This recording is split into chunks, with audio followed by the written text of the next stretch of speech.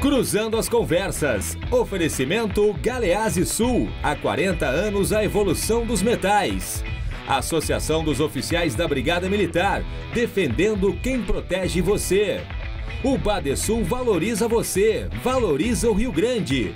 Conte sempre com o Badesul. E Porto Color.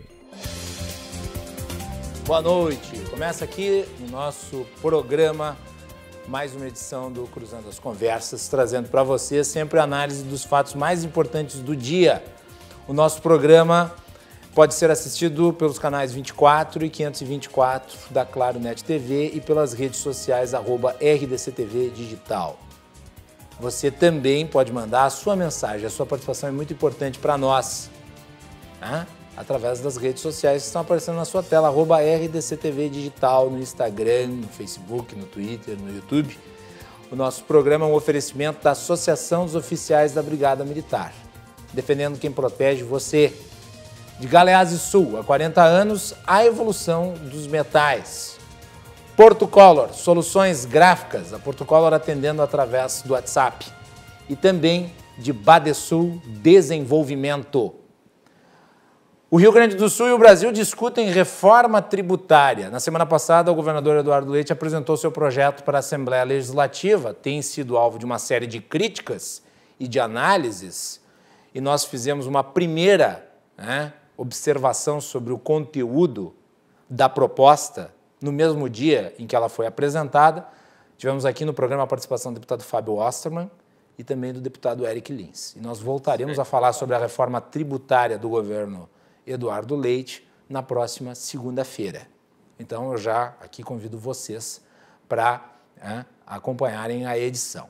E ontem nós tivemos a entrega, por parte do ministro da Economia, Paulo Guedes, do projeto de reforma tributária federal, a tão aguardada reforma tributária federal. Foi entregue a primeira parte, de 4 ao todo, que deverão, segundo os prognósticos do governo, serem apresentados até o final de 2020. O governo até aqui apresentou uma unificação de tributos, PIS, COFINS, gerando o chamado CBS. Nós vamos tentar compreender como é que isso funciona, a alíquota, enfim, como se relaciona com o que se pode esperar do restante da proposta, que está ainda no campo da elucubração, ainda está no campo da hipótese. O que me parece ser temerário, visto que não ajuda a entender a visão de conjuntura que o governo tem em relação a uma matéria que é tão importante. Só para lembrar, a reforma previdenciária foi apresentada de uma vez, e é importante destacar aqui que 2 projetos, um para a Previdência Geral, o outro específica para os militares, porque eles têm um regime especial, mas ainda assim as duas apresentadas praticamente no mesmo segmento de tempo. Aqui acontece uma outra forma de apresentação, uma primeira parte e posterior a essa outras 3 que, se os prazos forem cumpridos, deverão se encerrar até o final do ano. Quanto tempo teremos de discussão, não sabemos. Qual é o conteúdo geral da reforma, também não. A gente só pode avaliar a primeira parte e fazer, obviamente, a perspectiva em relação ao que nós temos de concreto. Para falar sobre isso, eu convidei, no programa de hoje, o meu querido Ederson Porto, que é doutor em Direito Tributário. Ederson, bem-vindo, boa noite. Muito obrigado, boa noite. Prazer recebê-lo novamente aqui no programa. Uma alegria aqui. Não faz tanto tempo, né, da última participação sua. Estou gostando. É isso aí. E também quem eu recebo aqui no estúdio, já fazia algum tempo que não vinha ao programa, meu querido Frederico Cosentino, economista. Fred, bem-vindo, boa noite. Boa noite, Guilherme. Um grande prazer, professor Ederson. Sempre muito bom voltar aí ao programa. Muito bem. E de Brasília, acredito eu, não tenho certeza, de Brasília participa o deputado Ubiratã Sanderson, que é o vice-líder do governo na Câmara Federal. Deputado, bem-vindo, boa noite. Boa noite, Macalossi, boa noite, ouvintes da TV RDC. Eu estou aqui em Brasília e estava assistindo aqui, como diz o Gaúcho, chulhando o primeiro tempo do Grenal. Meu time, o Grêmio, conseguiu perder um pênalti. Cebolinha atrasou a bola para o goleiro. Bom, se o Grêmio perder um pênalti, então dá para dizer que a normalidade está voltando, né? Né, Sanderson? Porque eu também sou gremista, estou acostumado a perdermos pênaltis, né? Pois é. Mas, Macalossi, ontem nós presenciamos aqui na Câmara, no Congresso, melhor, o ministro Paulo Guedes apresentando, como tu bem referiste, a primeira parte de um conjunto de propostas que buscam fazer a reformulação do sistema tributário nacional. Essa primeira proposta trata do PIS e COFINS, que, segundo a proposta do governo Bolsonaro, extinguiria essas duas contribuições, criando a CBS, Contribuição sobre Bens e serviços. Consumo. Consumo. Não, desculpa. Consumo. CB, Contribuição de Bens e Serviços. Isso. CBS. Isso aí. Sobre movimentação de bens e serviços. Isso. E com uma alíquota que ficaria em torno de 12%, com o objetivo de simplificar, retirar burocracias, colocar transparência, inclusive, nesse processo que um conjunto de ações, porque a ideia do governo, quando apresentou ontem o projeto de lei, um projeto de lei que veio com uma mensagem do presidente já com um pedido de urgência, é o projeto de lei 3886, se não me engano, e esse projeto, ele entrega uma mensagem apenas, não quer dizer que aquelas ideias ali plasmadas serão as ideias utilizadas pelos parlamentares. O Senado já possui uma PEC aqui de número 110, que trata também de uma ampla reforma tributária. A Câmara Federal possui também um projeto de emenda constitucional de número 45, que também trata da reformulação geral do sistema tributário nacional, e agora o governo ontem apresentou aquilo que ele entende como ideal na questão de contribuição, seja unificando PIS e COFINS, transformando numa única contribuição, que não é, nesse caso não é um imposto, né? Os tributos, o doutor Ederson está aí, sabe muito mais do que eu sobre direito tributário.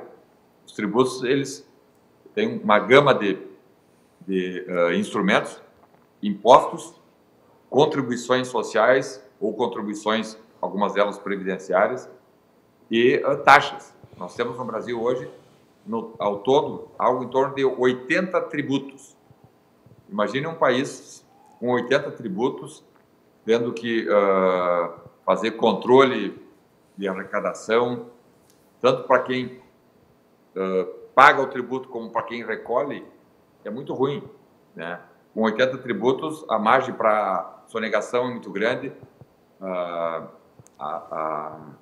o tanto que uma empresa precisa dedicar para fazer o controle e para fazer efetivamente a arrecadação é algo assim inaceitável. Uma empresa, por exemplo, uma padaria com 10 empregados, no mínimo um desses empregados tem que se dedicar à escrituração tributária, à escrituração contábil. Então, a ideia principal de todos esses projetos, seja o projeto encaminhado pelo governo federal ontem, e sejam as duas PECs que já tramitam aqui na Câmara, a ideia nesse primeiro momento não é de diminuir carga tributária, a ideia é apenas de simplificação, colocar transparência no processo, porque nós não sabemos o que estamos pagando quando vamos comprar um sapato, por exemplo, diferente de outros países que antes de tu comprar o sapato, aparece ali, tu está comprando um sapato, está pagando tanto de IVA ou tanto de contribuição tributária, enfim. Aqui nós não sabemos quanto pagamos. Para o contribuinte saber qual é a incidência, qual é o percentual que ele paga de tributação de uma mercadoria é quase impossível. Muito bem. Né? Então, o objetivo desses projetos todos, nesse momento, é colocar simplificação tributária, transparência e evitar sonegação fiscal. Lá na frente, talvez, muito bem, num segundo momento, não é nem para o ano que vem, isso aí é um projeto a médio prazo. Quando nós conseguirmos colocar em operação um projeto de privatização, um projeto de aliviamento do tamanho do Estado, diminuição do tamanho do Estado brasileiro. Nós temos hoje 151 estatais só a nível federal. Muito bem, Sanderson. Só para a gente girar a roda e eu apresentar aqui o material que nós temos sobre a reforma, depois eu devolvo a palavra para ti, para a gente continuar discutindo aqui o assunto e pormenorizar esse conjunto de informações aí que tu traz. Eu queria só colocar aqui a matéria que a nossa repórter, a Melanie Rupental, preparou para nós sobre a primeira parte da reforma tributária entregue pelo ministro Paulo Guedes ontem no governo e também a questão da morosidade com que houve em relação à apresentação dela até aqui e a expectativa para as próximas fases. Vamos lá, Melanie. Nesta terça-feira, o ministro da Economia, Paulo Guedes, entregou ao Congresso Nacional no que classificou como a primeira parte da reforma tributária proposta pelo governo federal. Após 1 ano e meio de elaboração extremamente tímida, chegou a ser reduzida, inicialmente, a um reajuste tributário. O projeto está agora nas mãos de Rodrigo Maia e Davi Alcolumbre, que devem incorporar nas propostas que já estão em tramitação. Vamos acompanhar agora o que traz essa parcela inicial de reforma e por que ela veio de forma tão acanhada. Essa primeira proposta trata da unificação do tributo Programa de Integração Social, o PIS, e também do imposto Contribuição para o Financiamento de Seguridade Social, conhecido como COFINS. Eles darão origem à Contribuição sobre Bens e Serviços, o CBS, o imposto do tipo Valor Agregado, conhecido como IVA. A alíquota do IVA federal deve ficar entre 11% e 12%, segundo as simulações do Ministério da Economia. Essa unificação não requer mudanças na Constituição Federal e, por isso, tem uma tramitação mais fácil no Congresso. Paulo Guedes afirmou que não pode invadir o território de prefeitos, falando sobre o ISS, ou invadir o território dos estados, falando sobre o ICMS. Dessa forma, a proposta não esbarra na Constituição Federal. Temas mais complexos, como a inclusão de tributos estaduais nesse imposto único, mudança no imposto de renda e alteração da carga tributária, devem ficar para uma segunda fase, ainda sem data para ser protocolada. Ao que tudo indica, a reforma será apresentada em 4 partes, o que preocupa em relação aos impactos na demora para análise, discussão e aprovação. O Palácio do Planalto já havia sinalizado que pretendia aprovar a reforma tributária ainda neste ano, mas o calendário que vem mostrando sobre o tema deixa pouco protagonismo e parece terceirizar, pelo menos até o momento, a tarefa para o Congresso. Voltamos contigo aí no estúdio Macalossi. Então tá aí um resumo de informações relativas à proposta da reforma tributária. Tivemos essa introdução aí do deputado Sanderson. Eu gostaria da avaliação dos meus convidados aqui no estúdio. Fred, começo por ti. Bom, boa noite ao deputado, que não havia cumprimentado. Um prazer poder estar dialogando aí sobre essa reforma. Guilherme, eu li hoje no Twitter e peço licença para o deputado Paulo Ganimi, do Novo, em compartilhar um pouco da percepção dele sobre essa proposta e acrescentar uma pitada de provocação. Ele escreveu assim, parece que o Paulo Guedes, já que não privatizou os Correios, pediu para os Correios entregarem a reforma no Congresso. Ela não só chegou atrasada, mas chegou faltando um pedaço. Eu queria entender qual que é a estratégia do governo, né, sabendo que nós temos 2 PECs em estágio avançado no Congresso Nacional, tanto a PEC 45 quanto a 110, sabendo que nós temos a carta dos secretários de Fazenda apoiando o fim do ICMS, algo que o professor Ederson, com toda a sua experiência, sabe que há 10, 15, 20 anos atrás talvez não fosse algo imaginável, né? Os governadores, os secretários estaduais de Fazenda querendo abrir mão do seu ICMS em prol de um IVA nacional, de um IBS nacional, ou enfim, do Imposto sobre Valor Agregado Nacional. E o governo, ao invés de abraçar essas propostas, de chamar os governadores à mesa, de chamar os prefeitos à mesa, para que a gente possa, de fato, simplificar e unificar os tributos no Brasil, prefere apresentar uma proposta que parece ter sido feita ali apenas para marcar posição. Qual que é a estratégia de apresentar algo tão importante, tão amplo, em 4 fases, sem que a gente saiba qual que é a próxima fase? Eu fico pensando, eu parlamentar, esse projeto parece bom, unifica o PIS, COFINS, simplifica, mas e qual que é a próxima fase? Como é que você vai aprovar uma fase sem saber qual que é a próxima fase? E aí você vai terceirizar para o Congresso a tarefa, né, de fazer todo o resto. A reforma tributária não se faz sem o Poder Executivo. Todos os especialistas em direito tributário comentam e explicam a importância de você ter o Poder Executivo junto na condução de uma reforma tributária. Então é muito importante que o governo mostre, primeiro, qual que é a sua estratégia, qual que é todo o seu projeto, né, e quem sabe abrace a PEC 45 ou mesmo a PEC 110, que já são propostas bem construídas e que já estão há anos tramitando e sendo debatidas no Congresso, porque reformar é muito difícil.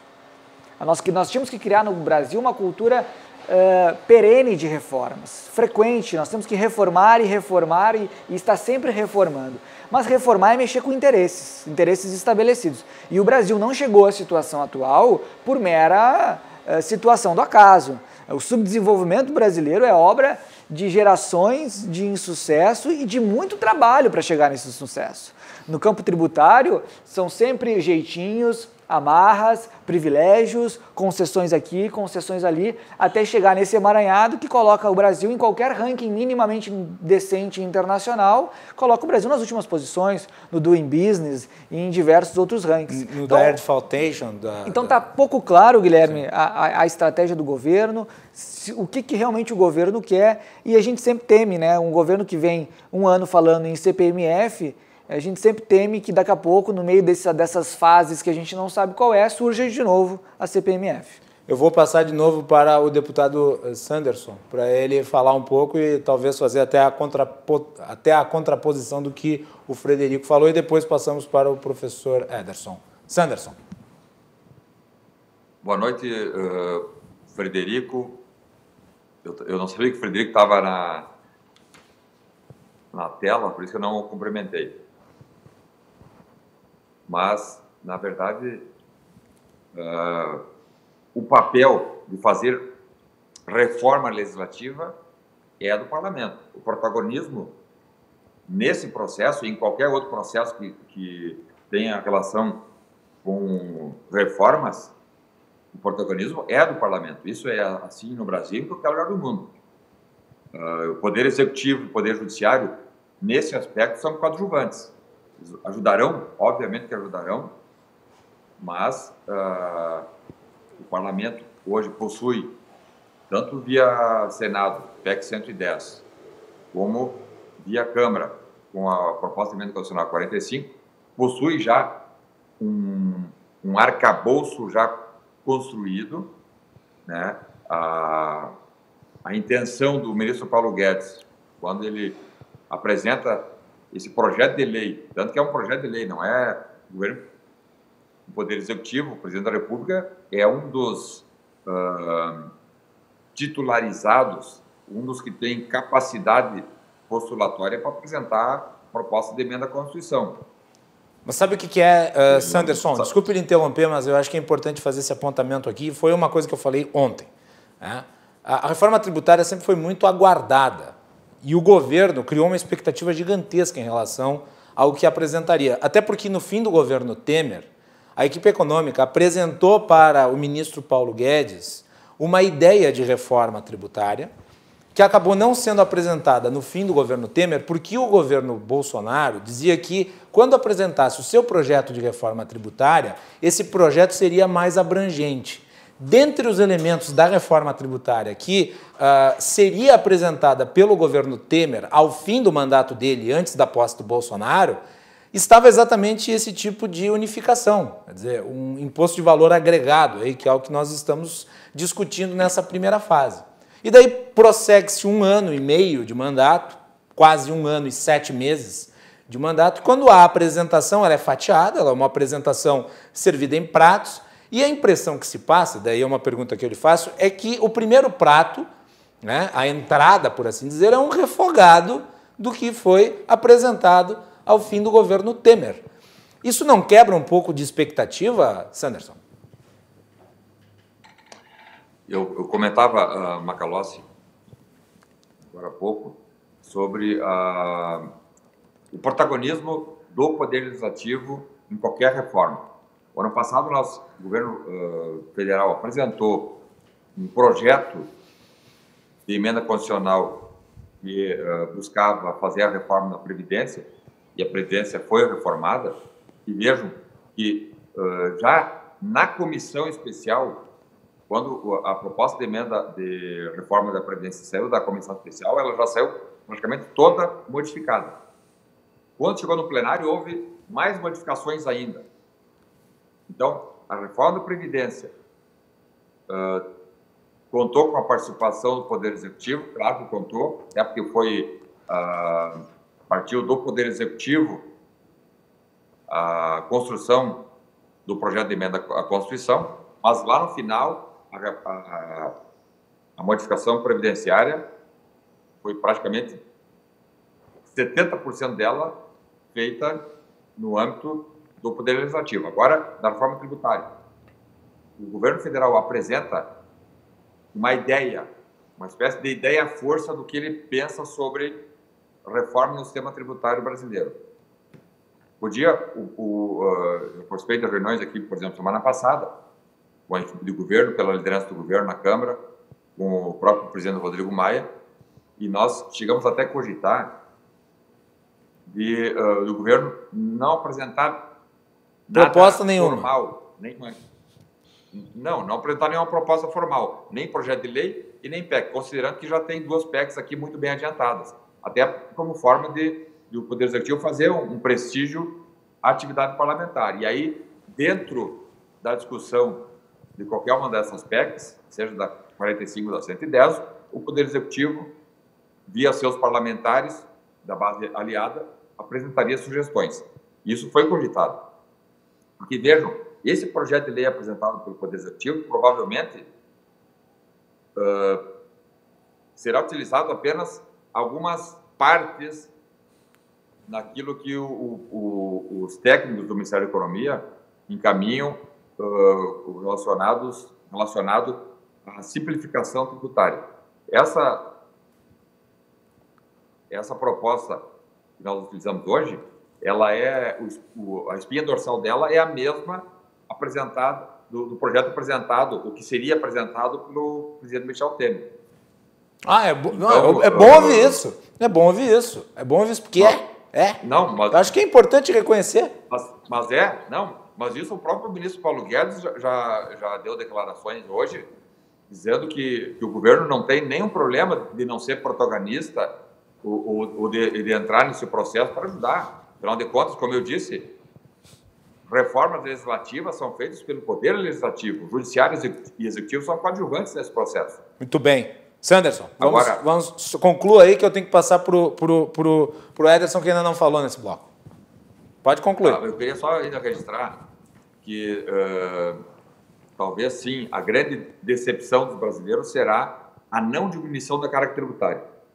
Nós pagamos hoje no Brasil algo em torno de 34%, 35%, 36% de carga tributária e continuaremos pagando 34%, 35%, 36% de carga tributária.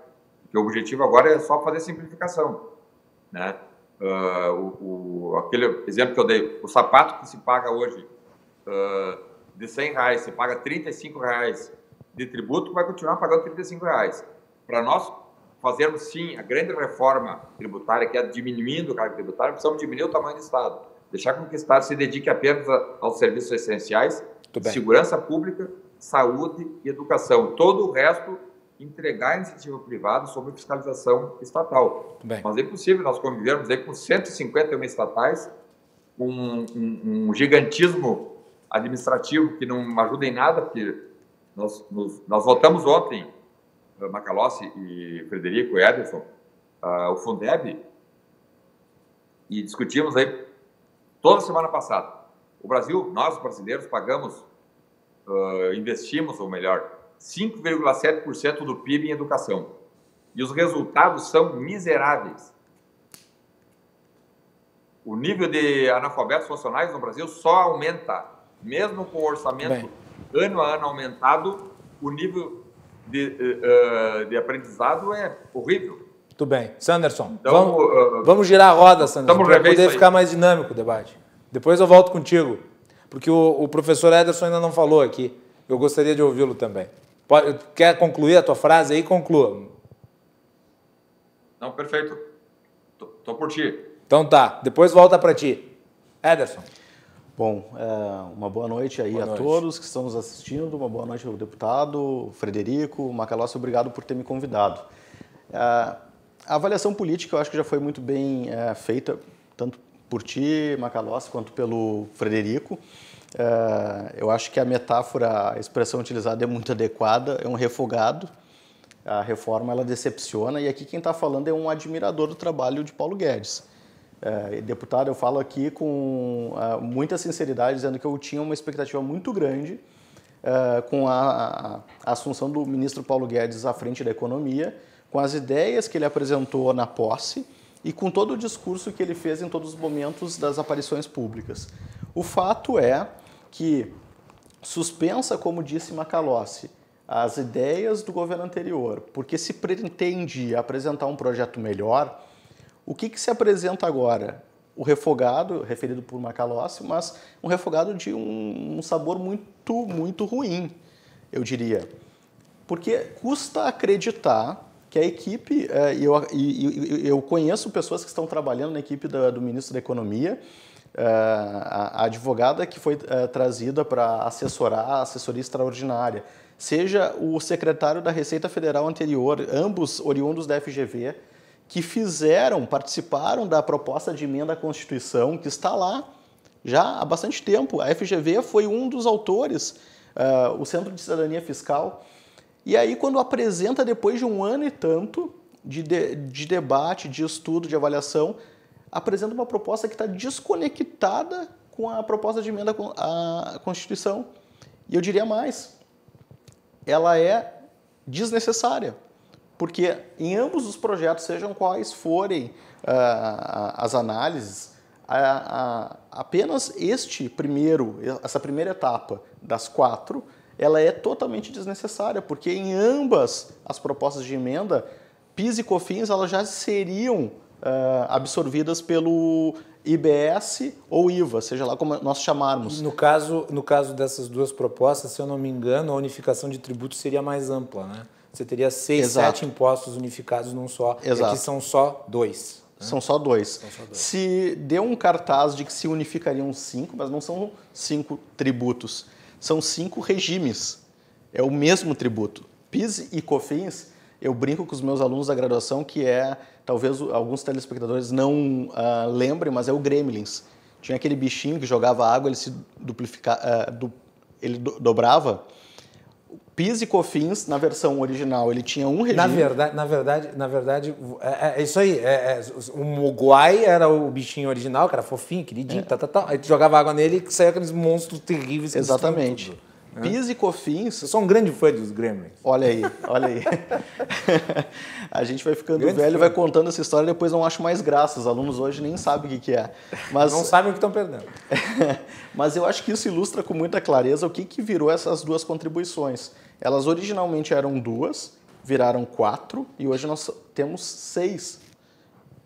6 tributos no Brasil. O que o governo propõe? Bom, vamos acabar com tudo isso e chamá-lo de um único nome, CBS. Isso ajuda nas propostas de emenda à Constituição que estão no Congresso? Não, atrapalha. Porque, se aprovado, terá que ser feito um novo projeto de lei para adaptar a reforma de emenda à Constituição. Ou seja, o governo está fazendo o parlamento de palhaço, está fazendo o parlamento trabalhar dobrado, e eu quero entender, e talvez o deputado possa nos explicar a razão política que está por trás, porque do ponto de vista da racionalidade não faz sentido algum. É um desgaste no debate sobre essa reforma. O governo vai jogar um pouco de capital político e algumas discussões no âmbito político lá no Congresso, vai jogar fora quando poderia gastar esse capital político numa reforma que efetivamente fosse transformar a tributação, transformar para melhor. Então, ele é sim, Macalossi, um refogadinho de um sabor muito desagradável, e ele é ainda mais desagradável ainda para aqueles que, lamentavelmente, não serão ouvidos, os contribuintes. Porque os estados eles são sempre chamados, os municípios são sempre chamados, os parlamentares escutam alguns setores lá no Congresso, mas aquele cidadão que está lá pagando tributo, que vai ter a sua carga aumentada, é preciso que se diga isso, é matemática. No regime mais elevado é 9,25, vai para 12. Isso é, na prática, majoração. Piso é 3,6, né? Eu não vou nem falar do regime cumulativo, que hoje é 3% COFINS e 0,65% PIS. Então, aquele prestador de serviço, no caso eu sou advogado, prestador de serviço, mas pode ser cabeleireiro, pode ser manicure, pode ser qualquer tipo de atividade que está lá no regime da sistemática cumulativa, hoje ele paga 3,65, ele vai para 12. Eu tenho aqui uma majoração tremenda. E não serve, e não adianta para o debate dizer que essa majoração ela vai ser compensada com uma sistemática de compensação de créditos mais ampla e mais simplificada. A ideia é muito bonita, só que na prática não funciona.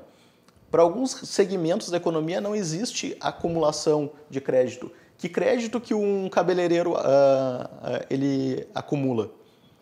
Ele comprou uma tesoura, ele comprou um espelho e o que mais que ele vai adquirir de insumo para a sua atividade de cortar cabelo? O advogado, qual é o insumo que ele compra? Papel. Qual é o crédito que ele vai... Cartucho de impressora. Cartucho de impressora. Um contador, o que ele acumula de crédito?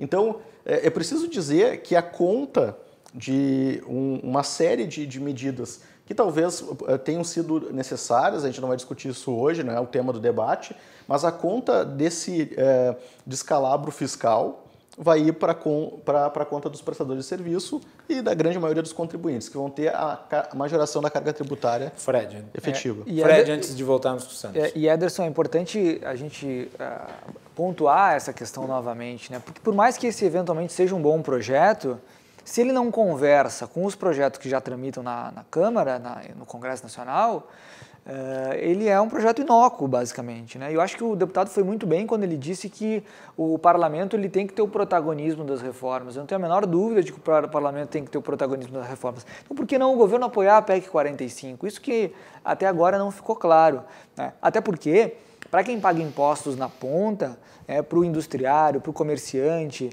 para quem recolhe, né? Não quem paga, para quem recolhe os impostos, não são só esses tributos, não é só o PIS/COFINS que gera uma tremenda burocracia e custos de conformidade. O ICMS, que tem cada estado tem a sua regra, cada estado tem o seu subsídio, cada estado tem a sua alíquota, cada estado... Aí tem o diferencial de alíquota entre estados. Esse imposto também tem que ser tratado. E quando você tem 27 estados que assinam uma carta, 27 secretários de Fazenda que assinam uma carta pedindo que o governo federal, apoiando a PEC 45, para que se dê vazão ao pior imposto do Brasil, que é o ICMS, e vamos ver depois o que a gente faz, não parece racional. Reformar é difícil, reformar exige liderança, exige protagonismo, exige convencimento da sociedade, exige resistir aos lobbies setoriais e às pressões que vão surgir, porque eu acho que tu falas muito bem, o setor do agronegócio vai lá conversar, o setor industrial vai lá falar, a CNI, a Fiesp, todos vão lá falar, mas o contribuinte vai falar? Não vai falar. O contribuinte, associações de contribuintes, quando existem, vai pagar. Quando existem, elas são de caráter duvidoso. Então é importante que o Poder Executivo, com a legitimidade eleito pela maioria da população, e o Poder Legislativo, que representa toda a população, acenem qual é o projeto. Porque nós temos hoje no Brasil uma carga tributária concentrada em consumo. 50%. Em folha salarial... 50% em consumo. 50% no mundo inteiro, do PIB, né? Sobre o consumo é menos. No Brasil é mais sobre o consumo. Aí você tem sobre folha salarial, num país com desemprego e informalidade elevados, e você tem pouco ou menos proporcionalmente sobre patrimônio e renda, e muitas vezes o patrimônio fica para os estados e municípios. Então não tem como você rever o sistema tributário sozinho, só o governo federal mexendo em 2 impostos e chamar isso de reforma. Sinto muito. Muito bem. Deputado Sanderson, eu gostaria que tu falasse um pouco sobre isso que foi abordado tanto pelo Fred quanto pelo Ederson, que é a relação, a opção do governo de apresentar um projeto que seria desvinculado dessas PECs que estão em tramitação. A leitura do professor Ederson e do Fred é leitura, na minha visão, perfeita. Não é porque eu sou um deputado bolsonarista e atuo na vice-liderança do governo que eu preciso concordar, mesmo sendo um admirador também do ministro Paulo Guedes, daquilo que ele tem pregado nos últimos anos, mas eu também confesso aqui que tanto... Nós tivemos um problema aí de conexão com o deputado na Sanderson. semana passada. Sanderson. Eu preferiria... Sanderson, vou te pedir para tu reiniciar o teu argumento, porque a tua internet travou e a gente não conseguiu ouvir nada. Então, recomece. Queria dizer que as leituras feitas pelo professor Ederson e pelo Fred são, na minha observação, são leituras perfeitas. Não é porque eu sou um deputado federal bolsonarista que atua na liderança do governo aqui que eu preciso concordar com tudo aquilo que sai do Palácio Planalto ou da governança.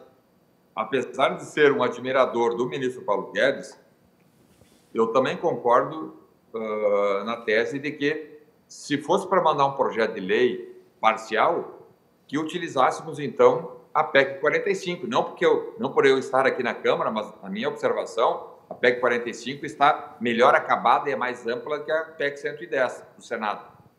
A PEC 45, de autoria do deputado federal Baleia Rossi, está sendo relatada muito bem, conduzida, inclusive, já em algumas conversações e audiências, inclusive, pelo deputado Aguinaldo Ribeiro.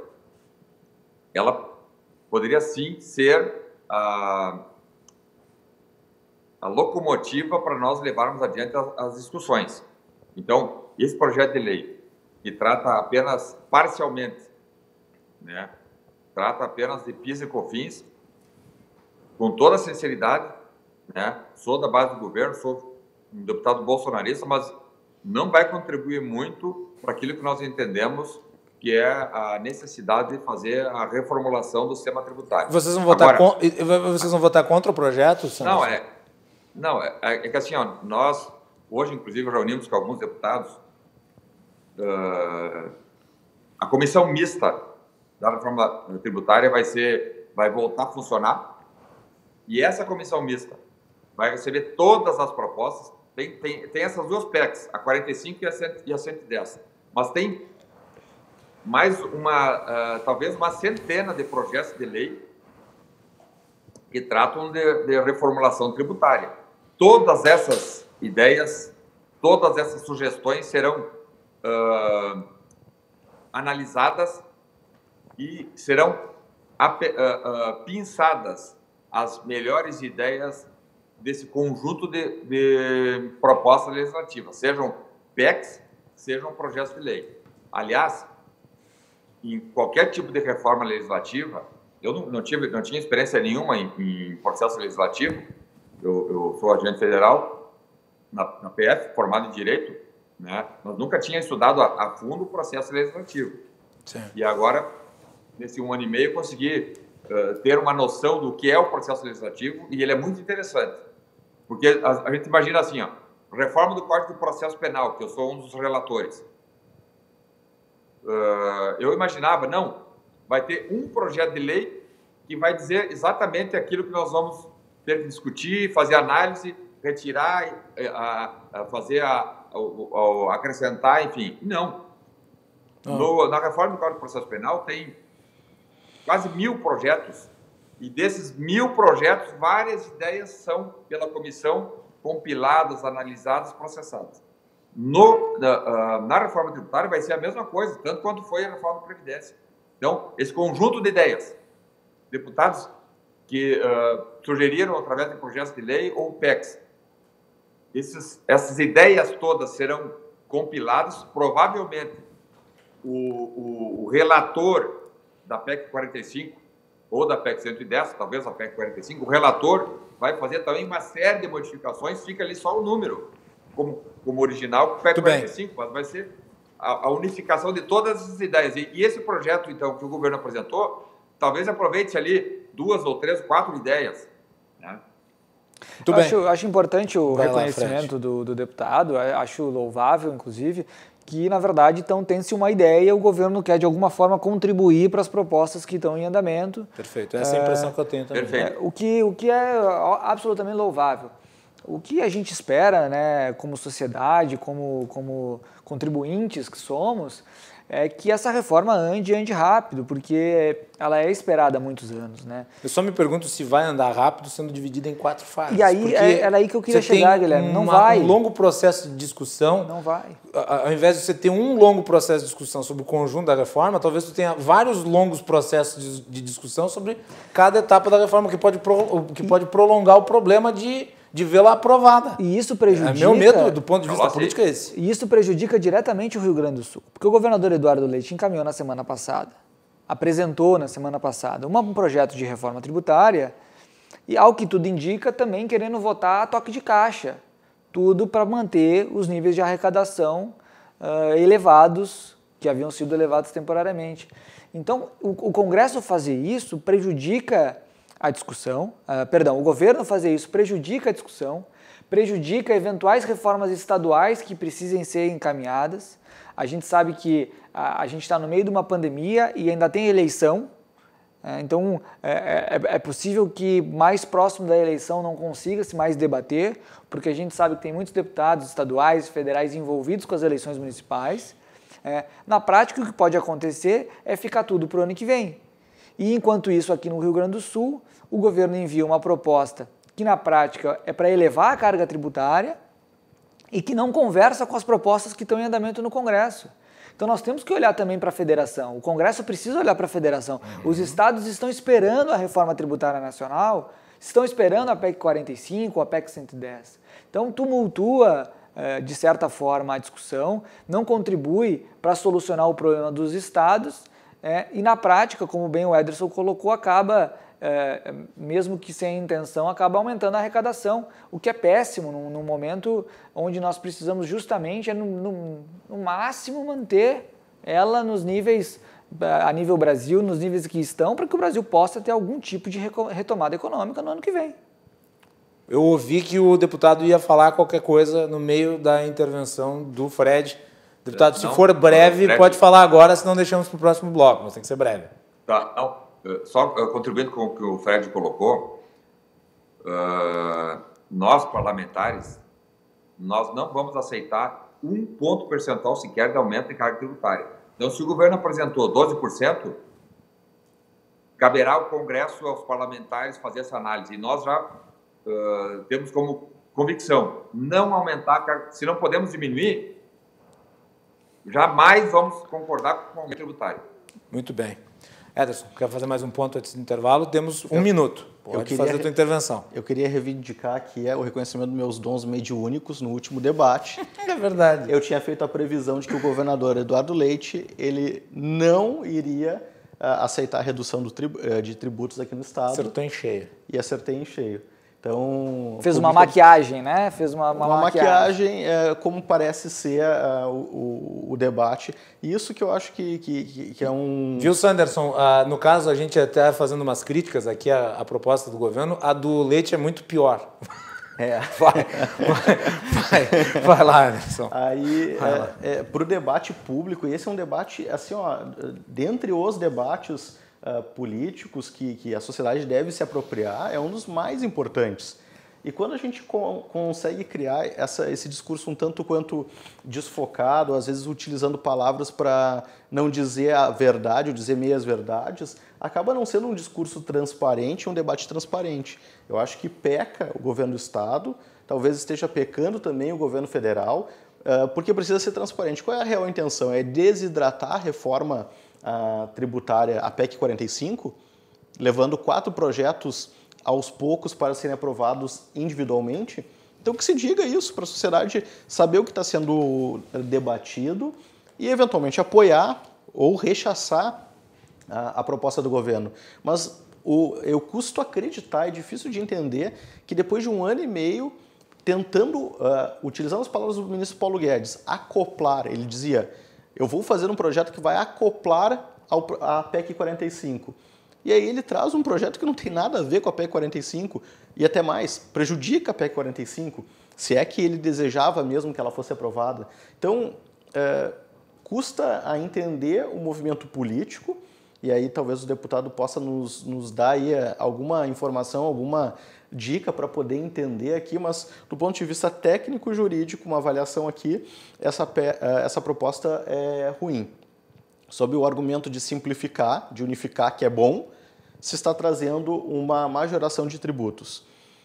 E isso, sem dúvida nenhuma, a sociedade não aguenta mais. Nós vamos deixar, então, o esclarecimento do Sanderson para o próximo bloco. Também eu quero falar um pouco sobre as expectativas com as próximas fases, porque eu acho que o ponto principal dessa ideia de reforma do Guedes é a desoneração da folha de pagamentos, e é dentro desse escopo da desoneração e do financiamento ao Renda Brasil que surge a ideia de uma nova CPMF, de um imposto similar à CPMF. Então nós vamos discutir isso no retorno, mas eu quero aqui mandar um abraço para o René Zanini, para o Marco Antônio Maciel, que está nos acompanhando lá de Pelotas, um abraço, obrigado pela audiência, para o Roger Jaekel, para o Irineu Kassel, que comenta aqui, fez alguns comentários sobre a reforma da Previdência, mas também comemorou o gol do Grêmio contra o Inter, o Denilson Krieger também, e o doutor Eduardo Trindade, que esteve conosco aqui essa semana, vice-presidente do Cremers. Obrigado pela audiência, nossa audiência é sempre muito qualificada aqui no programa.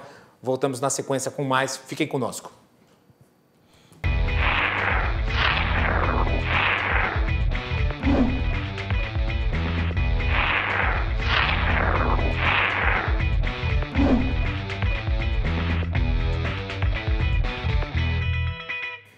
Muito bem, estamos de volta aqui com o nosso programa, Cruzando as Conversas, trazendo para vocês a opinião e os fatos mais importantes do dia. O nosso programa de hoje esmiuça o projeto de reforma tributária apresentada ontem pelo ministro da Economia, Paulo Guedes. Estava presente o ministro Paulo Guedes, junto com o presidente da Câmara dos Deputados, Rodrigo Maia, e o presidente do Senado, Davi Alcolumbre. O nosso programa é um oferecimento da Associação dos Oficiais da Brigada Militar, defendendo quem protege você. De Galeazzi Sul, há 40 anos, a evolução dos metais. Porto Color, soluções gráficas. A Porto Color atendendo através do WhatsApp. Tem os serviços da Porto Color na sua casa. E também de Badesul Desenvolvimento. No programa de hoje nós temos a participação do deputado Biratã Sanderson, que é vice-líder do governo na Câmara Federal. De Ederson Porto, doutor em Direito Tributário e também escritor. E Frederico Cosentino, que é economista. Nesta volta, vamos falar aí também sobre a expectativa em relação às fases posteriores da reforma tributária. E nós tínhamos terminado o bloco com os nossos convidados aqui no estúdio, o Ederson e o Frederico, fazendo ponderações aí sobre o governo em relação à proposta que foi apresentada. E eu devolvo a palavra para o Sanderson, falando sobre um dos principais problemas do governo Bolsonaro, que é a questão da articulação política. A articulação política é complicada no governo Bolsonaro. Isso se mostrou de uma forma muito clara durante a reforma previdenciária.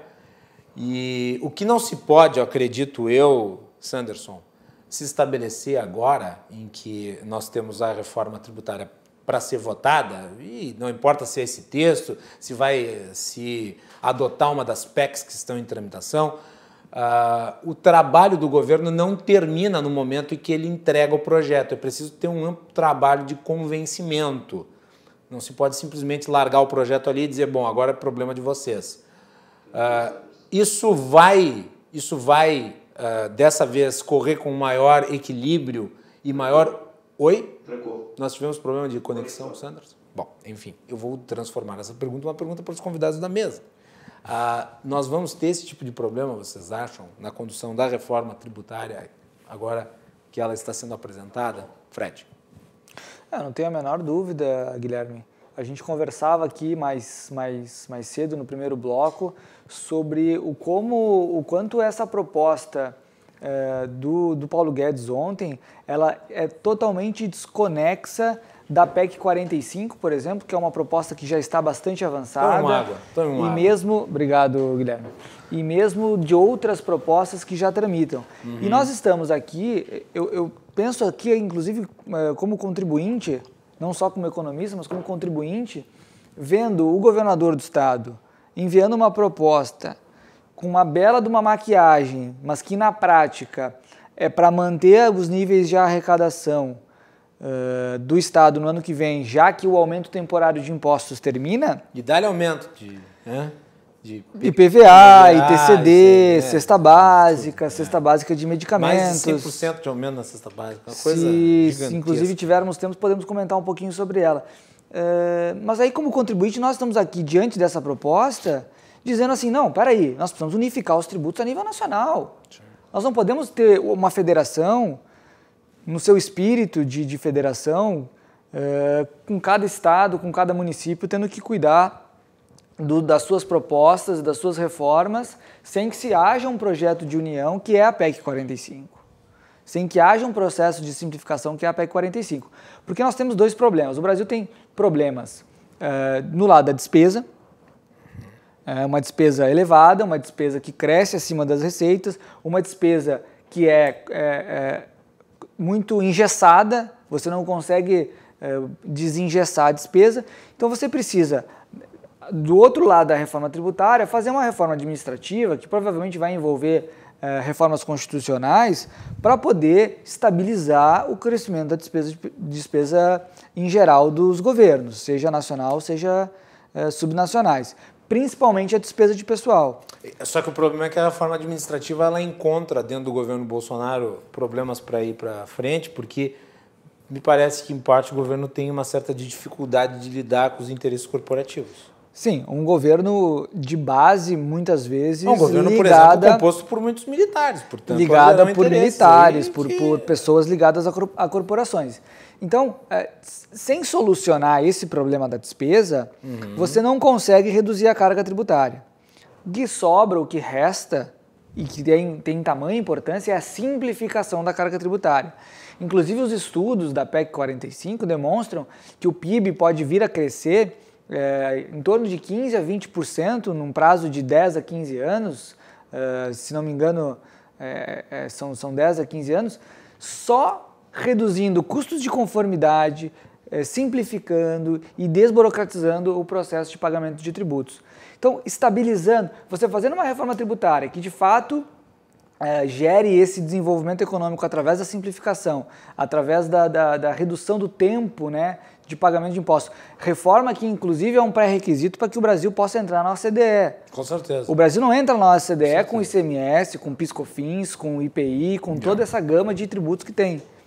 Aí sim você consegue olhar para uma reforma administrativa que congele o crescimento das despesas, seja em todos os entes subnacionais, que olhe para a despesa dentro da receita, e aí você vai conseguir, se não reduzir, ao menos estabilizar a carga tributária brasileira, já que em partes, boa parte de alguns ajustes já foi feito. A reforma da Previdência, o teto de gastos, que está permitindo a taxa de juros crescer e controlar o endividamento público.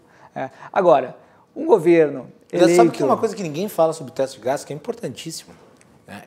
O teto de gastos, junto com a taxa Selic baixa, uma coisa gera outra, né? Quer dizer, o teto de gastos permite que a taxa Selic seja mantida lá embaixo. Exatamente. E os dois juntos permitem economia que gerou recursos, fôlego fiscal, para fazer todo esse investimento agora na pandemia. Exatamente. Ninguém fala disso, né? Exatamente. Ninguém fala disso. As esquerdas não falam disso. Até porque... Elas querem revogar o teto de gastos. Até porque elas têm o compromisso com a responsabilidade. Isso é importante dizer. Até porque... Ninguém diz isso. É impressionante. Ninguém fala isso. É o óbvio. A quantidade de dinheiro que se poupou com teto de gastos e com taxa de juros lá embaixo permitiu esse investimento vultuoso de bilhões de reais agora em benefício dos mais pobres que estão sendo afetados pela pandemia. Até porque o teto de gastos prevê isso, né? A gente escuta muito um discurso mentiroso de que o teto de gastos vai acabar com recursos para a saúde, vai acabar com recursos para a educação, quando na verdade ele prevê exatamente em momentos como o que nós estamos vivendo, e aí é preciso dizer, nesse aspecto, né, se de um lado o governo Bolsonaro foi uma tragédia no combate à pandemia, nesse aspecto econômico, com um certo atraso, é verdade, com uma certa negociação, porque queria 200, depois falou que ia ser 500, depois falou que ia ser 600, mas foi bem.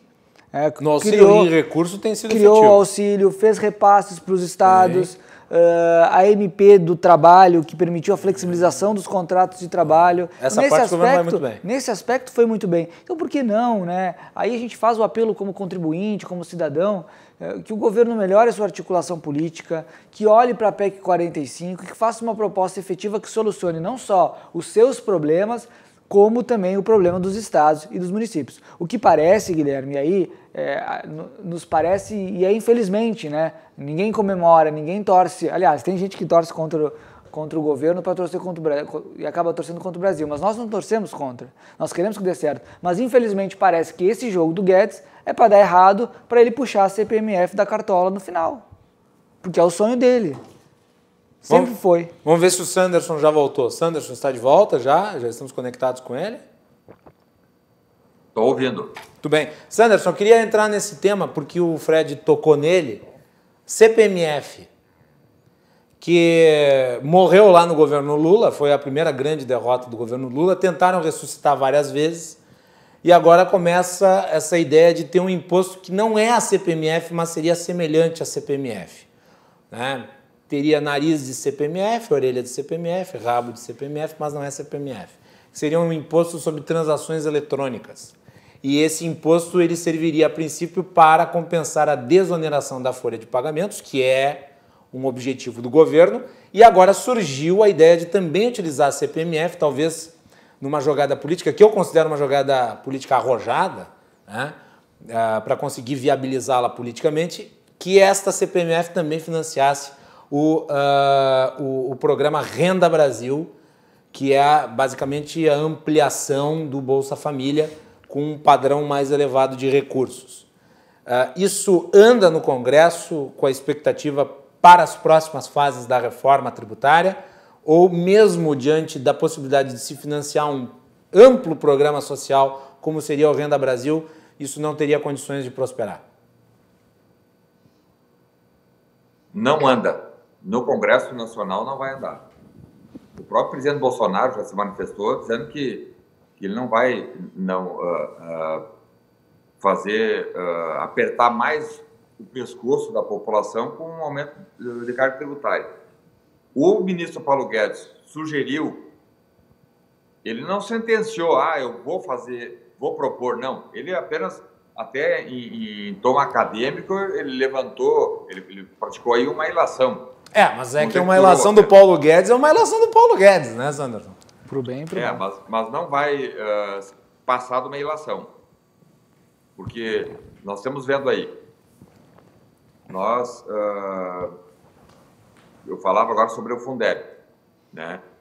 E nós tivemos uma discussão grande, porque achávamos que o Brasil já investe o suficiente, considerando o tamanho do nosso PIB, considerando os resultados que o sistema educacional entrega para a população, achávamos que o tamanho do investimento que o Fundeb possui já era o suficiente. Bem, houve uma pressão e houve uma majoração dos valores do Fundeb. E nós percebemos, então, que não vai ser uma contribuição provisória, temporária, que vai resolver o problema do Brasil. Isso vai gerar só mais... Até porque nós sabemos que o caráter das... Nós sabemos pela história e pelo empirismo da vida pública nacional que contribuições provisórias sempre são permanentes. Né? Então, eu voto contra. Não há espaço no Congresso para aumento de carga tributária. Chega de aumento de carga tributária. Nós não queremos mais saber de aumento. Mas sabe qual que é um dos problemas, viu, deputado? Um dos problemas de ter fatiado a reforma tributária é que, como tu não consegue ter a visão de conjunto, mesmo uma elevação de alíquota aqui na unificação dos tributos na CBS, que poderia eventualmente ser compensada com uma outra medida dentro do escopo da reforma geral, acaba não aparecendo porque você tem o projeto fatiado. Quer dizer, a gente não sabe o que vai vir pela frente. Portanto, a gente não pode presumir que a elevação desta alíquota, neste momento, pode ser compensada por uma outra medida prevista no conjunto da reforma, visto que o restante da reforma não apareceu. Então, eu acredito até que essa estratégia de fatiar a reforma, talvez para apresentar algo que fosse mais fácil de aprovar no início, depois discutir o mais complexo no fim, prejudica, talvez, elementos interessantes que estejam no meio dessa reforma e que ainda vão ser apresentados. No seguinte sentido, quer dizer, tenderá a se rejeitar também esta elevação, independente das compensações que vierem posteriormente. Não é a tua impressão? Exato. Então, nós entendemos que qualquer tipo de elevação tributária não terá o apoio da população e, por sua vez, não pode ter o apoio dos representantes da população, que são os parlamentares. E essa cobrança, essa pressão hoje via redes sociais é impressionante aqui, Macalossi, Fred e nossos ouvintes, muitos parlamentares, deputados e senadores hoje, antes de fazer a votação, e isso é bom, afinal de contas, nós somos representantes, nós não somos o povo. Nós representamos o povo como se fosse um advogado que representa seu cliente. E eu acho que é bom o deputado ouvir o eleitor, ouvir a população, ouvir os segmentos. A ferramenta que nós temos hoje para fazer essa oitiva são as redes sociais. O ideal seria, na questão da reforma tributária, nós fazermos audiências públicas. Agora, enquanto nós estivermos quarentenados aí, nesse sistema de isolamento social, é impossível de fazer audiências públicas. Aí, aliás, eu acho até temerário discutir uma reforma tão complexa dessa maneira, né? Quer dizer, um dos grandes problemas hoje da lei das fake news é isso, que é um tema complexo que está sendo votado a toque de caixa, no Senado passou assim voando, ninguém nem sabe o que é, e tende a ser a mesma coisa na Câmara com a reforma tributária. Isso só reforça a importância da PEC 45, né? É diferente, por exemplo, da reforma que o governador Eduardo Leite está propondo, em que nós tivemos acesso na semana passada, para que provavelmente os textos sejam protocolados em agosto, em regime de urgência, para poder votar antes do final de setembro, para cumprir a noventena, que é uma regra do direito tributário. Você tem 90 dias antes para poder valer para o ano que vem. A PEC 45, aí, Guilherme, concordando contigo, mas discordando, a PEC 45 está desde 2009 no Congresso, ela já tramitou, ela já foi alvo de diversos debates, o Baleia Rossi, que foi um dos autores, já rodou o país, o Bernardo Api, que era... Já deixou até de ser de baleia, não é mais nem baleia, de tanto que rodou o país, né? Virou um... É pior que é verdade. Virou um lambari. Virou um lambari. O Bernardo Api, que é um dos economistas que está por trás, é um dos autores intelectuais do Centro de Cidadania Fiscal também, que já fizeram um amplo debate com a sociedade. Ainda há algumas resistências, principalmente do setor de serviços, que vai acabar contribuindo mais, mas acho que isso pode ser dirimido ao longo do final dos debates, né, e os ajustes. E aí você chega de novo a gente vai voltar para a mesma questão. Você chega com uma proposta que não foi debatida, que atrapalha o que já foi debatido e que é muito ruim. E aí, Guilherme, discordei parcialmente de ti na questão da PEC 45 para dizer que é isso que nós estamos enfrentando aqui na Assembleia Legislativa, que a população precisa ficar atenta. O aumento das alíquotas de ICMS aprovado em setembro de 2015, que começou a vigorar em 2016, 16, 17, 18, 19, já estamos indo para o 5º ano de aumento temporário de alíquotas. Termina em 31 de dezembro de 2020. O que o governador fez? Enviou uma proposta para a Assembleia, em que ele diz que vai reduzir as alíquotas, mas elas não vão, porque elas reduzem pela inércia. Tu está preocupado com a voracidade do governo em aprovar isso? Não, a voracidade a intenção clara. Se depender da postura do Eduardo Leite de segunda-feira no Roda Viva, não vai aprovar, porque ele foi lá no Roda Viva, xingou o Sartori e irritou o MDB, e ainda atacou o Novo. Não vai sobrar muito apoio para ele na Assembleia. Curioso, né? Porque o Novo, como um partido independente na Assembleia, sempre apoiou as reformas que ele propôs, sempre defendeu as reformas, inclusive estivemos no fronte para impedir que elas fossem desidratadas pela própria base. O próprio PMDB, que muitas vezes foi o fiel da balança, com 8 deputados, aí demonstra, Macalossi, que ele vai para o Roda Viva preocupado na projeção nacional e não preocupado com o Rio Grande do Sul. preocupado com um projeto político pessoal e não com um projeto para o Estado, uma reforma profunda para o Estado que deixe o Estado realmente melhor para as futuras gerações. E é muito complicado você ver essa reforma sendo tocada a toque de caixa, a Assembleia, diferente da Câmara Federal que está aberta, porque Brasília ainda está não está no pico como o Rio Grande do Sul está, a Assembleia, ninguém entra na Assembleia. Não. Pode entrar um deputado e um assessor, um funcionário por comissão, um funcionário por bancada. Como é que nós vamos fazer uma audiência pública? Como é que nós vamos discutir? Como é que nós vamos negociar? Esses dias na Assembleia deu uma confusão danada numa sessão plenária porque você não consegue negociar uma emenda, porque você não está próximo para chegar, bater o texto, finalizar entre as assessorias, distribuir para os deputados. Então tiveram que interromper a sessão e recomeçar na semana seguinte. Então, é muito complicado você fazer um debate dessa magnitude, e aí já concluo, Sanderson, no meio de uma pandemia, a toque de caixa, para pura e simplesmente manter os níveis de arrecadação elevados, porque o Estado, novamente, depois de 5 anos de majoração de alíquotas, de aumento de alíquotas, não fez o dever de casa e mantém a conta no bolso da população gaúcha. Voltando para a reforma tributária em Brasília, Sanderson, rapidinho, que depois eu quero ouvir também o professor Ederson, que não falou ainda nesse bloco. Vai lá. Mas, o Ederson e Fred, nós pretendemos fazer aqui audiências públicas via videoconferência, e eu quero ver se conto com vocês aí, uns 2 ou com um só, enfim, para também nos ajudar, porque, afinal de contas, vocês são experts nessa matéria e é importante que alguém aí do Sul, do Rio Grande do Sul, também dê a colaboração. Eu até, se me permitires, eu vou pegar o contato de vocês com o Macalossi para a gente buscar, porque muitas vezes... Perfeito, eu acho que é bom. O programa fica muito feliz de poder ajudar a construir. E eu me coloco à disposição, vezes, deputado. O Anderson aqui se colocou à disposição então tá, vamos nesse precisar. sentido. Porque não, muitas vezes a gente fica quase que a reboque dos técnicos do Ministério da Economia ou dos técnicos da Câmara ou do Senado. Porque, afinal de contas, numa audiência pública, física, tu consegue trazer professores, doutores, pesquisadores. Agora, no regime de votação remota, vai ficar muito complicado. E aí nós ficamos entre a cruz e a espada. Ou nós aguardamos, então, passar a pandemia, e aí em 2021 nós levamos adiante as discussões da reforma tributária, ou então nós vamos fazer esse ano com algumas dificuldades de comunicação, e aí eu acho que sim, teremos algum prejuízo, porque nada melhor do que uma discussão física, com audiências que duram às vezes 8, 10, 12 horas para a gente chegar a um consenso. Agora, aí só para 2021 mesmo. E 2021, depois do carnaval de 2021. Se tiver carnaval, né, Sanderson? Acho que não vai ter nem carnaval, né? Já foi tudo suspenso. Nós teríamos um novo sistema tributário só para final de 21.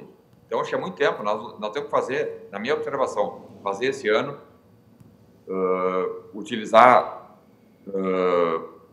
na colaboração de todos aqueles que querem contribuir, como no caso o Fred, o Ederson, aí, que contribuiriam voluntariamente, para a gente chegar a bom termo, esclarecer alguns pontos, porque os deputados aqui, o próprio relator da 45, o autor do 45, não são tributaristas, são parlamentares que estão ali dando sua contribuição, tem assessoria, mas muitas vezes a assessoria também não tem aquele time que um economista ou que um tributarista que está lá na ponta, que está licionando, tem. Muito bem. E isso nós vamos precisar. Vamos ouvir o nosso tributarista aqui. Vamos lá, Ederson. Bom, eu já coloquei aqui à disposição, porque eu represento um programa de pesquisa da Universidade do Rio dos Sinos, a Unicinos, que tem o foco em estudo do direito, mas não simplesmente pela lei, mas sim com aplicação pela luz da doutrina da análise econômica do direito. Então, tudo que a gente faz lá de estudos, eu acho que poderia ser aproveitado sim, tanto aqui nos trabalhos parlamentares no Rio Grande do Sul, e a gente já tem falado, já tem estado em contato com a bancada que está encaminhando o projeto, como também o deputado Sanderson aí em Brasília. E fazendo alguns highlights aqui dessa proposta, do que a gente apelidou de refogadinho, ela traz aqui aumento de alíquota nominal. E aí se diz que no fim do dia, com a compensação dos créditos, ela vai ser reduzida. Ela tem um tratamento especial para o setor financeiro. Eu não consegui entender com clareza. Alguns estão acusando o governo de privilegiar o setor financeiro e prejudicar o setor de serviços. Eu fico... Com o texto que está aí. Porque o raciocínio vale, se é verdadeiro... Mas a Febraban publicou um documento, uma nota, dizendo que o spread bancário vai subir por causa disso, de 19% para 20%.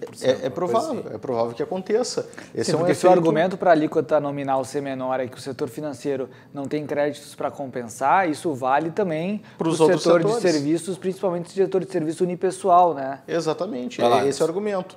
O outro ponto, e é importante falar, e que foi meio que escamoteado, não foi dito com muita clareza, é que um setor que está sobrevivendo à crise, um setor que está conseguindo, ainda que com todas as dificuldades, funcionar, o setor do e-commerce, ele vai ser drasticamente afetado, porque vai se impor as empresas que intermediam, elas não são muitas dessas plataformas, desses marketplaces, eles não vendem nada.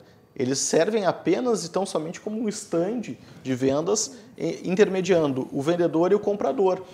E aí a reforma propõe que ele assuma o encargo do recolhimento dessa nova contribuição CBS pelo vendedor que não tenha CNPJ e que não seja contribuinte. Pois bem, na prática, o que está se fazendo? Encarecendo, onerando esse setor, esse tipo de atividade, de uma forma que não está sendo alertada para a população. Então, por todas essas razões, eu insisto e digo, se está perdendo o foco, perdendo a atenção de um tema extremamente importante e que se poderia aprimorar. A PEC 45 não é perfeita, a 110 também não, precisam sofrer alguns ajustes, mas existe um trabalho, como o Fred colocou aqui, de debate e de discussão pública em todo o Brasil, muito mais antigo e muito mais maduro do que trazer um projeto novo, que não conversa com o antigo e que talvez desgaste politicamente, como o Macalossi falou, faça com que não se tenha clareza no que se está abrindo mão para compensar com o terceiro ou quarto projeto do governo. E ainda para finalizar, a reforma, tudo há mérito, é tudo meritório o movimento de mudar para melhor e retirar a tributação, que é uma das mais cruéis, que é a tributação sobre a folha de pagamento, porque ela é um grande incentivo para não contratar. Um tributo que incide sobre a folha, ele está dizendo para o empregador, não contrata, porque se tu contratar mais um funcionário, tu vai pagar mais imposto. Tá, mas aí eu te pergunto, o governo vai lá, busca a desoneração da folha e ele obviamente vai ter uma perda de receita considerável nesse sentido. Sem dúvida. Ele precisa de uma compensação. Qual ferramenta alternativa ele tem, se não a criação de um imposto à la CPMF? A CPMF e alguns aqui vão porque até... Porque a desoneração vai ter impactos... A CPMF ela tem todo um mal-estar, um ranço contra ela, mas tecnicamente é um dos tributos, e aí tudo depende de como ela seria implementada. Um dos tributos que reúne todos os elementos de justiça. Ele é neutro, porque ele age por toda a cadeia. Ele é simples, porque é difícil de sonegar.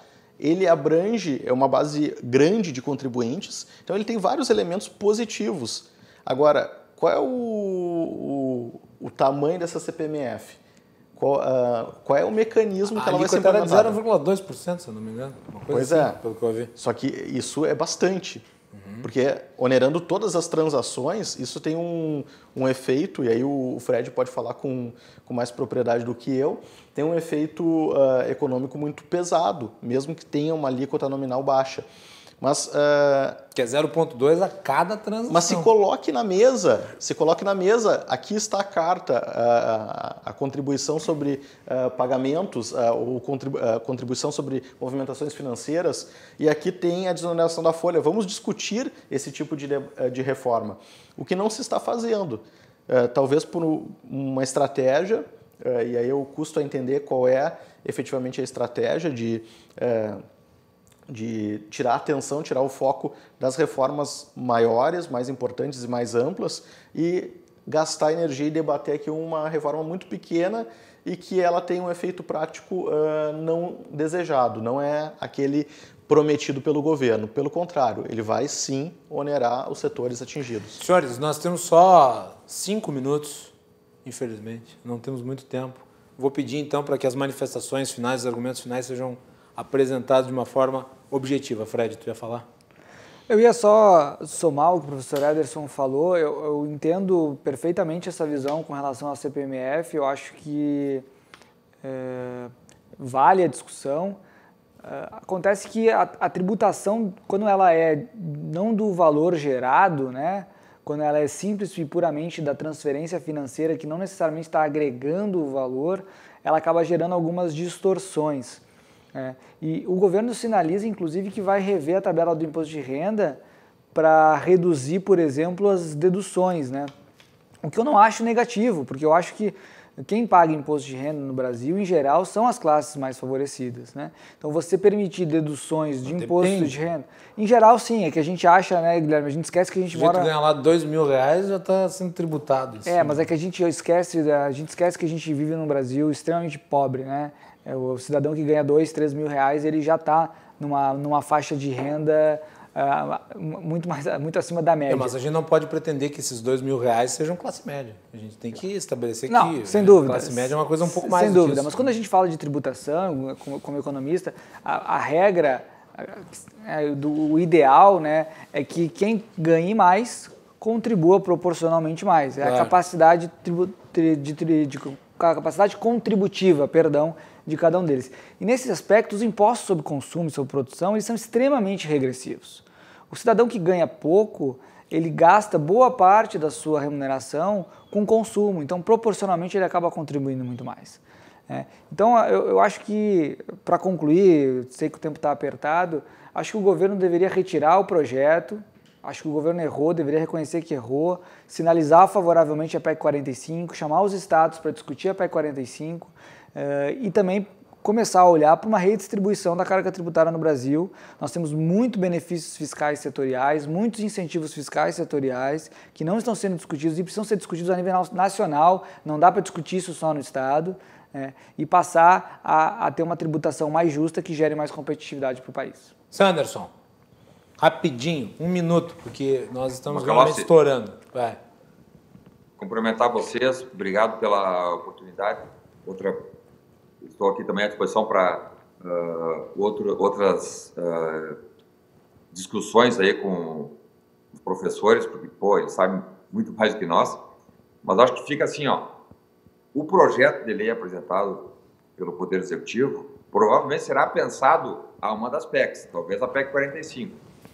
Ele não vai servir de protagonista nesse processo, vai servir ali como subsídio apenas. Mas a ideia geral que fica é a adequação do sistema tributário brasileiro ao sistema tributário mundial, onde consumo e folha de pagamento sejam menos tributados do que propriedade, por exemplo, do que renda, né? Fazendo com que pessoas que ganhem mais e que tenham mais propriedades, no caso, bens ou imóveis, paguem mais do que aqueles que não tenham propriedades ou que tenham menos renda.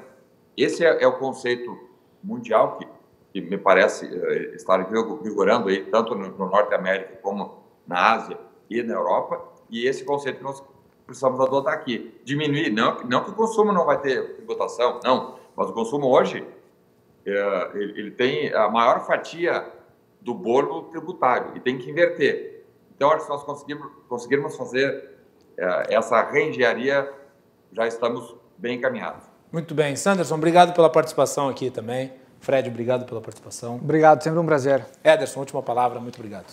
Agradecendo aqui a oportunidade de falar e poder esclarecer um pouco a população sobre um tema tão intrincado, tão difícil de compreender.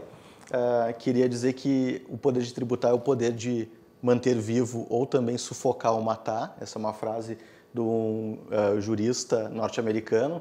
E a gente tem uma oportunidade aqui de não sufocar, de salvar tirar os arpões, usando a expressão do ministro Paulo Guedes, e eu clamo aqui para o deputado, vice-líder do governo, que a gente não perca essa oportunidade. A gente está com uma oportunidade grande nas mãos de poder reformar e tornar esse país grande como ele merece ser. Muito obrigado. Muito bem, eu queria agradecer enfaticamente a vinda aqui, Frederico Cosentino, Ederson Porto, Biratã Sanderson. Nosso programa de hoje foi muito proveitoso. Espero aí que nós tenhamos a oportunidade de ouvi-los ainda em relação à reforma tributária, que tende a ser um tema que vai se prolongar ao longo do ano, em outras oportunidades. Nós vamos fazer um intervalo e nós voltamos também de Brasília com o João Carlos Silva e os bastidores do poder. Fiquem conosco, já retornamos.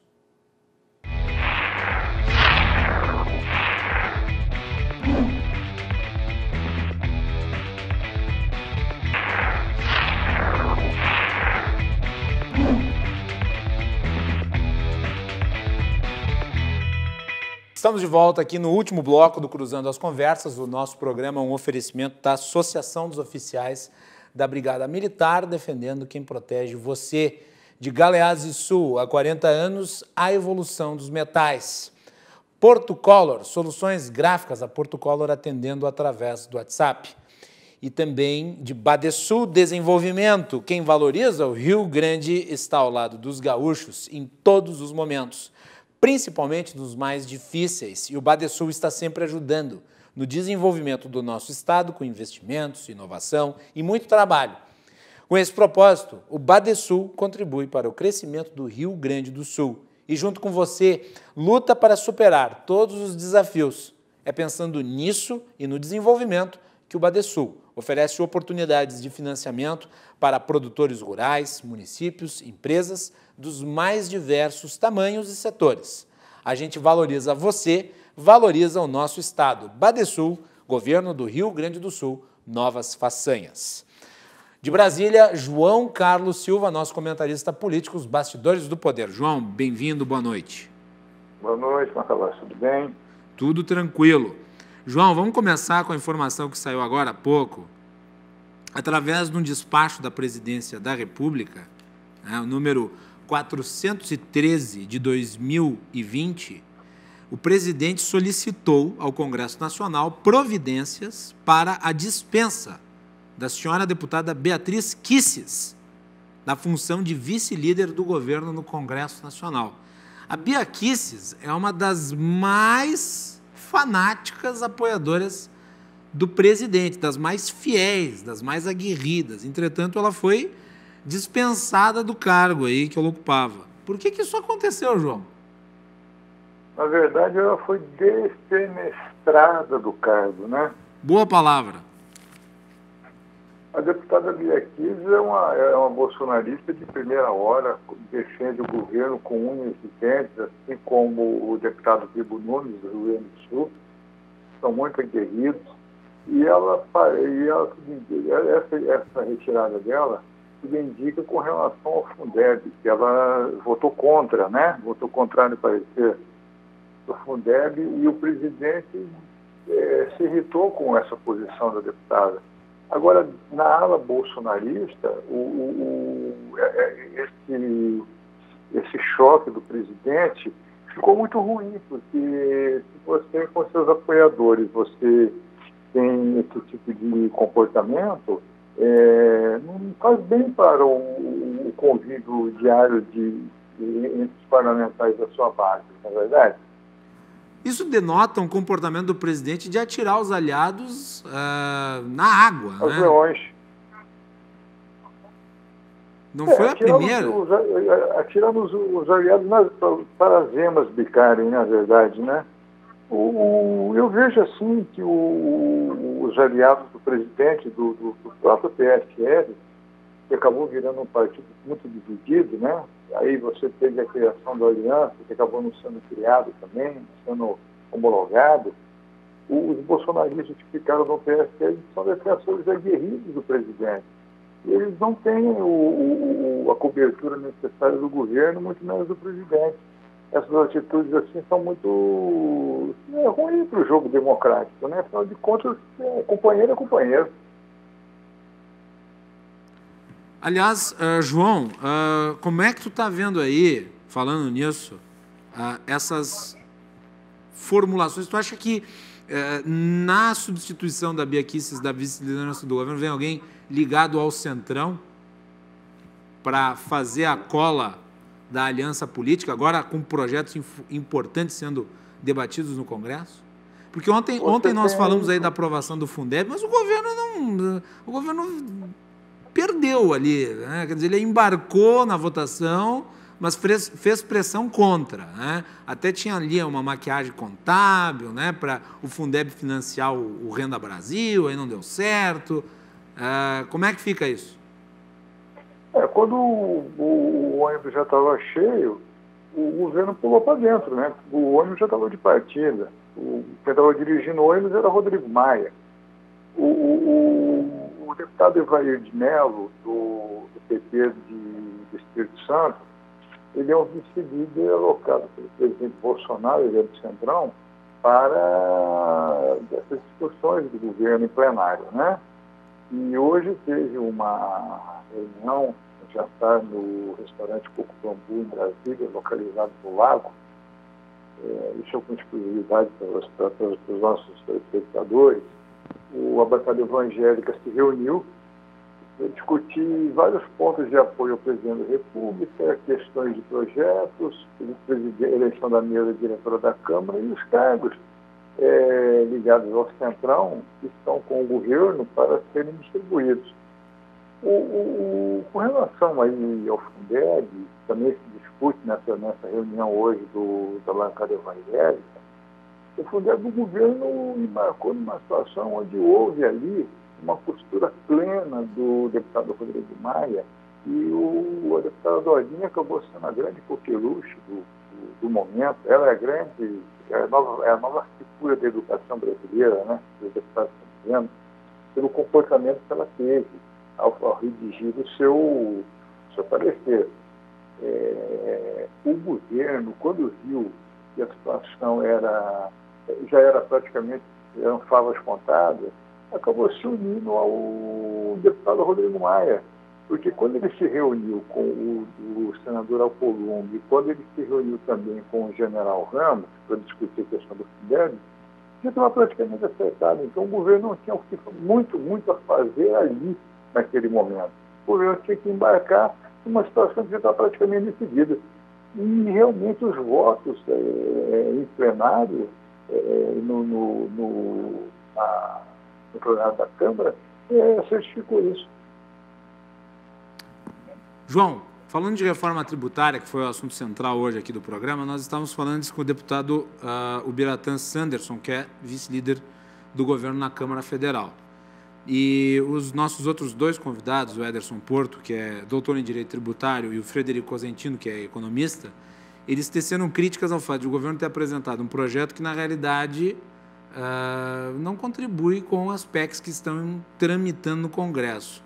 E a definição dos convidados aqui é de que ela mais atrapalha do que ajuda, e o Sanderson admitiu que, provavelmente, este projeto de lei que foi encaminhado pelo Executivo, ele vai ser apensado a PEC, provavelmente a PEC 45. O que tu acha disso? Aquela solenidade de ontem, com o presidente Rodrigo Maia, o presidente Alcolumbre, reunido com o ministro Paulo Guedes, quando eles receberam aquela pasta bonita de couro com conteúdo, eles não sabiam o que estava escrito naquele texto, naquele conteúdo, né? Estava dentro daquela pasta. Quando viram, mas era aquele desespero, porque não era bem isso que eles imaginavam. E ontem, durante a votação do Fundeb, houve essa discussão com alguns deputados, com o presidente Rodrigo Maia, com os líderes de partidos, dos partidos políticos, com relação ao texto. O texto, ele realmente não vai de encontro à necessidade da economia brasileira. Pelo contrário, ela enforca muitas questões que serão praticamente o resultado dessa pandemia. Então, é muito ônus para pouco bônus. Foi o que o ex-deputado Luiz Carlos Audi, do Paraná, ele é um grande consultor na área tributária, hoje do Congresso Nacional. Eu conversei com ele hoje, logo após o almoço, por telefone. Ele me disse, ele disse que o conteúdo não é aquilo que o Congresso espera, e o Congresso vai mexer muito nesse texto. Isso aí vai demorar aí muito tempo para você colocar o trem nos trilhos do jeito que o Congresso quer a reforma tributária. E o governo vai ser obrigado a escutar os líderes para não cometerem uma derrota em plenário catastrófica. João, números da pandemia. Vamos falar um pouquinho aí sobre o coronavírus. Vamos pegar as informações que estão condensadas aí nos gráficos. São horrorosos. Pois é, vamos trazer aqui os números e vamos discuti-los rapidamente. Melanie Rupental, coloque aí na tela para nós o número relativo ao Brasil. Hoje o Brasil teve, e isso eu não falo com nenhum tipo de satisfação, o Brasil teve o seu recorde no número de casos registrados. Foram 68 mil praticamente. 68 mil casos registrados nas últimas 24 horas, o que totaliza até aqui 2.231.871 casos. Nesse conjunto, nós tivemos praticamente mais 1.200 mortes, depois de ontem, dia em que nós tivemos o terceiro pior registro de mortes diárias desde o início da pandemia. Aqui no Rio Grande do Sul, vamos aos números. São 53.073 casos confirmados, 1.397 óbitos. João, saiu um outro número relativo ao índice de positivação de exames. O Brasil lidera o ranking. 66% dos exames que o Brasil faz positivam para coronavírus, o que denota o tamanho da pandemia. E isso que nós testamos pouco. Nós estamos batendo a cada dia, batendo recordes mundiais. A tendência agora, e você não está vendo, nós não estamos observando o número decrescente, tanto de infectados como de mortes. Isso é muito ruim, porque a cada dia os números aumentam absurdamente e assustadoramente. E o governo e a política do Ministério da Saúde continua a mesma. E não se prontificar, explicar para o povo brasileiro métodos para o combate ao coronavírus. O que eles estão dizendo todos os dias? A vacina precisa ser certa, a vacina precisa ser homologada para poder salvar as vidas, tanto dos brasileiros como também do mundo inteiro. Mas e a política de planilha do governo, do Ministério da Saúde, com relação ao combate ao coronavírus? Até agora não apresentaram e continua naquela mesma inércia de sempre. E ontem o ministro Pazuello esteve aqui no Rio Grande do Sul, mas nada de muito produtivo. O governo parece querer, na realidade, a normatização da pandemia para poder tocar as coisas como se não acontecesse nada. Hoje, aliás, eu vou dizer porque eu falo o que penso, então estou nem aí. Hoje nós tivemos um Grenal que não deveria ter acontecido aqui no Rio Grande do Sul. O último Grenal que nós tivemos não devia ter acontecido. E este Grenal de hoje também não deveria ter acontecido. Mas aconteceu. Me parece que a realidade que se impõe é a do pão e circo. Estão brincando com o vírus, estão brincando com a pandemia. Aliás, o nosso ministro da Saúde, o general Pazuello, é um estrategista e uma pessoa que conhece números, mas é médico. Então, a ciência continua conversando sozinha nos corredores do Ministério da Saúde. A notícia do dia importante, em primeira mão, para os nossos telespectadores da RDC, o exame da EMA deu positivo, viu? Não entendi, desculpe, não ouvi a última parte. O exame da EMA deu positivo. Pois é, né? Até a EMA. Coitada. Tá com corona. João, o Brasil não vai nada bem na área da pandemia e nós não temos nem perspectiva, né? E agora me preocupa muito a questão da vacina, porque está havendo uma demora no acordo do Brasil com as empresas que estão desenvolvendo a tecnologia. O Brasil está auxiliando no desenvolvimento da tecnologia, mas uma coisa é auxiliar no desenvolvimento da tecnologia, outra coisa é ter direito de utilizar a tecnologia. E até agora, nada. E o ministro é especialista em logística. Nós vamos precisar de distribuição das seringas, nós vamos precisar de utilização de postos, de estruturação para que as vacinações sejam feitas de modo seguro. Eu não vejo nada sendo discutido até o momento. Enquanto isso, por exemplo, a União Europeia já negocia a compra de milhões de doses, os americanos também, e nós vamos ficar esperando? A ciência discute que a vacina, a partir de janeiro ou fevereiro do ano que vem, você imagina o tanto de óbitos que vão ocorrer nesse tempo todo. E você falou muito bem, o Brasil até agora não se manifestou, não se quantificou. E nessa toada que nós estamos indo, vai chegar a 200 mil mortos. Pois é, e cadê o papel do nosso ministro das Relações Exteriores? Porque assim, João, desculpe lhe interromper, mas é o seguinte, 70 mil casos, vamos arredondar, 70 mil casos, porque tem muito caso subnotificado, então dá para dizer, 70 mil casos aí, num dia. É claro, se tu pegar no total, o número de mortes é pequeno comparado ao total. Só que o problema é que o total vai se tornando cada vez maior e, portanto, você vai tendo uma mortandade muito grande. E é por isso que vai atingir 100, 200 mil mortos. Porque o universo de contaminados é 2, 3 milhões de pessoas. E você não tem uma cadeia hospitalar que resista a isso aí. Não, mas não existe nenhuma. Pode ampliar o quanto quiser. Sim, não tem como. O que eu digo, o que eu venho dizendo sempre, o Ministério da Saúde tem que ter uma planilha específica para o combate do coronavírus, com uma política direcionada de saúde, ouvindo a ciência, para dar tranquilidade à população, no sentido de que essa pandemia está ocorrendo no Brasil, está ocorrendo no mundo inteiro, nós temos que fazer isso. Por que não está ocorrendo? Porque você não tem a ciência perto do Ministério da Saúde, você tem estrategistas e pessoas ligadas a números, que conhecem estratégia, que conhecem segurança, mas não conhecem medicina. Esse é o problema. Se você tivesse ali um corpo médico discutindo na linha de frente como estava indo o coronavírus no país e dando um alento à população, tudo bem, mas você não tem. O próprio ministro não discute com a imprensa, não discute numa mesa redonda, em entrevista coletiva, o que o Ministério vem fazendo, nós não sabemos. João, obrigado pela participação aqui, voltas amanhã no nosso programa. Agradeço vocês e um grande abraço e boa noite a todos. E vamos nos cuidar, né, João? Vamos cuidar. O resto é outra alternativa. É isso aí. João Carlos Silva, direto de Brasília, um abraço, meu querido. Tudo de bom para vocês.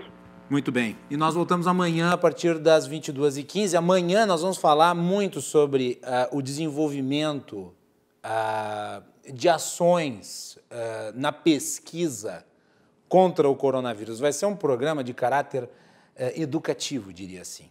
Tá?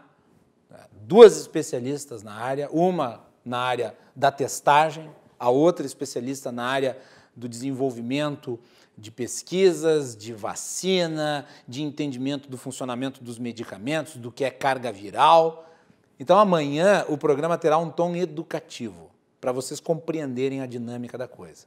Fiquem ligados às 22h15 aqui na RDC, um programa voltado para a questão relativa de como o coronavírus funciona, de quais são as pesquisas que podem surtir efeitos numa cura, o que não serve, o que é mito, o que é verdade, os testes que existem, como eles se fundamentam. Então, percam amanhã, então, às 22h15. Uma boa noite a todos, se cuidem.